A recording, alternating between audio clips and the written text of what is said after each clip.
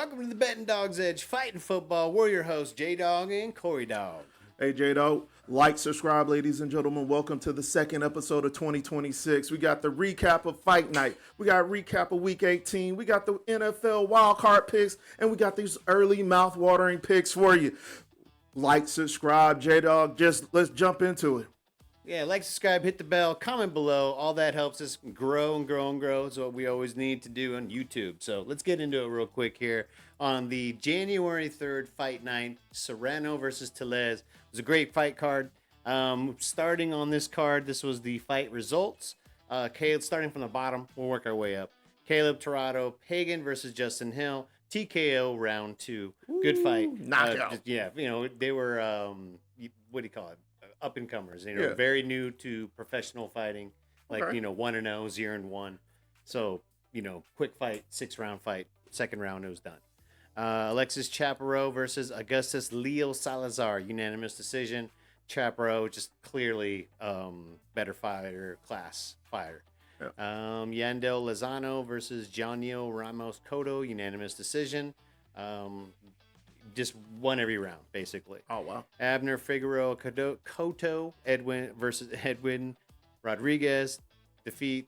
Cotto wins, unanimous decision. Same thing, scorecards. Just swept the store. I got you. Scorecards. Okay. Chris Echeverria versus Gabriel Bernardi Cruz, unanimous decision. Echeverria all cards, 6 rounds. Nice. Jan Paul Rivera Pizarro versus Alfredo Cruz, majority decision. Rivera edged a close 8-round fight on the score count. It's pretty close, but yeah, he got it. 2-3 on the judges. Let's see. So the 4 main card fights, right, was for the 4 women bouts, and Monez versus Ebony Bridges, and I actually had Bridges for this one, and Monez squeaked this one out. Unanimous decision. Just Bridges. Returning former champ, Ring Rust, I think. And, so Monez got her on that one. Okay. Rosado versus Walters, unanimous decision. Rosado dominated all 6 rounds on the scorecards.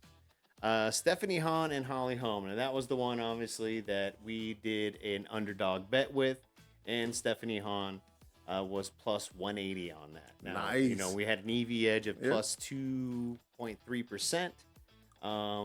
Vegas was undervaluing Hahn, and I thought Hahn was going to win this fight regardless. So looking at the Vegas edge and our model, which is something, want to show you guys that there's a difference between what Vegas shows you, saying, let's just case in point, Holly Holm, as opposed to Stephanie Hahn, who's actually professional fighters who's been doing this for, 10 years, and she's 11-0, and Holly Holm hasn't been doing this for over 12 years. And she's trying to get back in. She did good, but you can tell that she was an MMA fighter in there. I mean, you can just tell that, her overhand's right. Yeah. She wanted to take her down right after that overhand right. You know what I mean? It's not what you do in boxing. Yeah. You stay very, very balanced and level, and she was not very balanced and level in there. You can tell. You know what I mean? So those are the tendencies I was trying to tell you about that MMA fighters have when they go to different styles. Yeah, they still got that look like they want to fight. They want to take you down. Yeah, they want to jab and they want to kind of move and stuff. It's just not the same in boxing or in other fight-to-fight trades. Like that Silva fight we watched the other week. Yeah, exactly. It's just a difference, you know what I mean, in how people fight. And Silva just looked more like a boxer than the other one. So we did a big bonus bet on that one. So we won on that one. Great underdog fight, and we chose correctly, just based on all the information we had on this fight. So it worked out really, really well in our favor. Nice. Based on that. So let's see. What are we going into here? We got the recap of Week 18 in the NFL. Week 18. All right, let's do it. Week 18, that is the last week of the NFL, ladies and gentlemen. Like, subscribe, hit the bell, comment below. That is the last week of the NFL. It was an exciting week of the NFL this weekend, man. We got the Falcons. The Falcons beat the Saints in an exciting game. The Bills and the Jets, nothing left to say there. The Bears and the Lions was a great game as well. The Broncos beat the Chargers. The Texans and the Colts was another barn burner. The Jags and Titans. Jags take that all day. The Rams and the Cardinals wasn't even a game. The Chiefs and the Raiders here in Vegas, man. It was crazy game. 9 field goals and a safety. Yeah, Chiefs are on third quarterback though. Yeah. So We're rebuilding, and we had to do something. I've never seen two quarterbacks go down in a year with an ACL, but it happened this year, ladies and gentlemen. yeah, And made a good, interesting Raiders game. So, it was very interesting. Yeah. So and we got the Vikings and the Packers. The Vikings won that. And then we took the Patriots and the Dolphins. The Dolphins is a just a cluster right now. And then the Cowboys, the Eagles, the Ravens, and the 49ers all lost. Mm-hmm.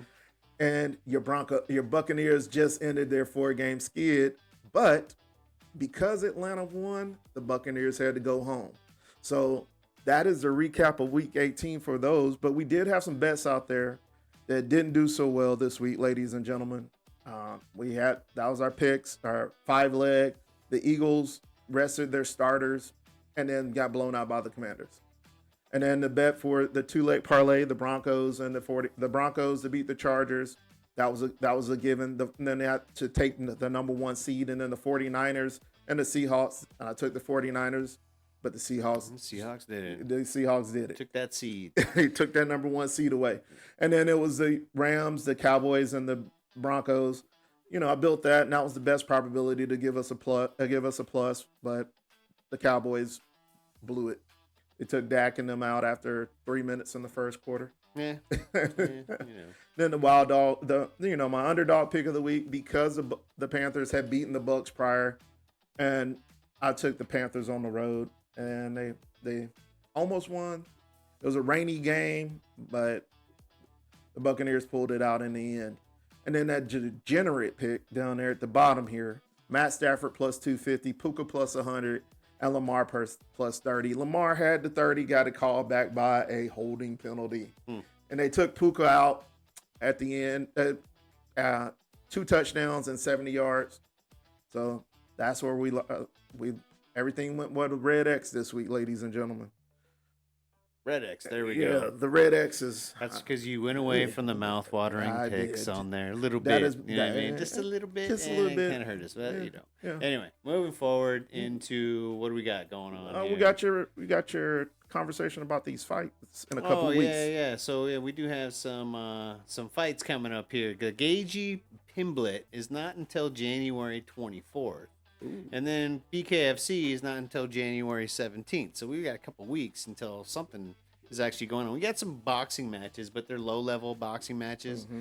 And, I'm doing a lot of research on BKFC right now. Yep. And, of course, on the Gagey Pimblet, because there are things that are happening right now. Gagey has a staph infection or something. That's the word that's going around right now. BKFC, there's not a lot of places to bet on it. You know what I mean? And there's not a lot of records that's happening. You can see or odds. So we were watching that everything's earlier. Everything's just very, very new when it comes to BKFC. And things happen very fast at BKFC as well. But, the Gagey and Pimblet, that's not for 3 weeks now. So we have some time on everything. Can you really get over a staph infection in 3 weeks? Nah, you can get over a lot in 3 weeks, you know what I mean, with the right medical, the right medical? Right. So, don't have a lot to say about fighting right now for the next week or two. So we're going to focus on first week of playoffs and with the seed, right? First seed. Yeah, the wild card weekend here, right? So I did my assessment on these 6 games here. And we'll just go down this card real quick so everybody knows what I picked. Early picks, right? Yep. Not mouth-watering, early picks. Early picks. Right? So the Rams and Panthers game starting from the top of the card. I picked the Rams at -6.5. Now, that's already obviously changed when it comes to the spread, so we'll just call that the money line on that. Yeah. The EV is strong on there. 66% I have for them to win. Vegas underrates the playoff experience, plus the offensive and defensive line dominance of the Rams over the Panthers. So moving to the next one, Packers and Bears. Packers on the money line, 62% to win. Again, it's the QB edge is the QB and the offensive line continuity. Same division, different playoff DNA between those two. It's the third meeting of the year, though. Yep, again, but different DNA. So anyways, moving on to the next one. Bills and Jags. I got Bills money line on that one. Depth and the pass rush as their edge. And the Bills pull away late. Depth matters. Let's see, 49ers and Eagles. 49ers money line. That is the edge on there as their rosters, I guess, a little bit more balanced than the Eagles right now. Let's see, San Francisco doesn't need chaos. They win clean. Let's see, Chargers and Patriots. Patriots money line. The edge on that. Physicality, more discipline. Playoff football rewards discipline. Texans at Steelers. This is my underdog bet on this one. Really? Well, I don't know if the Steelers are still minus or plus right now, but everybody says that the Steelers are not going to win this one. I think the Steelers are going to win. I'm tired of betting against old man Rivers and losing. Rodgers. Every time I freaking think he's going to lose, he pulls it out his ass. You know. So I'm going with the Steelers this time. I'm going with the flow on this one. I have 63% for him to win on this 63. one. Hey, right? that's a good one. The edge on him, pass rush, and home field advantage on that. Cold, loud, physical. True. That's Pittsburgh for you. And those are my mouthwatering picks for the week. All right, now those are great picks. All right. It's wild card weekend, ladies and gentlemen. Wild card. I'm talking wild card. Now, this is the section where it is really win or go home. To you fellas, you got your passports ready. You got your off-season surgery scheduled. This is where we're looking at it right now. We got the Texans and the Steelers. I chose the Texans on the road with that number one defense. Your pitch just now had me going back, replaying some stuff in my mind about the game. So, Texans play in a dome, but they're going to be in Pittsburgh in the cold. That may play a part, but that's my early pick is Texans right now. We agree on the Bills and the Jags. I'm agreeing with the Bills because of Josh Allen's playoff experience. Trevor Lawrence for the Jags last year played his first real cold game on a Saturday night in Kansas City and lost. So this would be his second year making it to the playoffs since being in the league. Then we got the Patriots and the Chargers. We both agree on the Patriots. The Chargers' offensive line is decimated right now with injuries from the center to the tackle. And then, we got a bunch of stuff, other things that are there. Mike Vrabel, the former coach of the Tennessee Titans, is the head coach of the Patriots. Y'all let him go? Look at your record. And then we got the 49ers and the Eagles. I'm choosing the Eagles at home on this one, man. I'm looking at their depth on their offensive line. I got there also looking at the defensive line on this one. You got to watch out for this injury report because the left tackle that blocks the blind side for Brock Purdy has been injured with a hammy. So we got to see if he's going to play. That's going to affect all the lines and all the picks later in the week. And then this is the round three this season of the Packers and the Bears. Mm-hmm. And this is the first time they've met in the playoffs since 2010. I'm choosing the Bears at home. The last time the Packers were there, they knocked out Jordan Love. And he's coming back from that concussion. So what does he really have in the tank this week, ladies and gentlemen? Is he going to be ready? Are you ready? Yeah.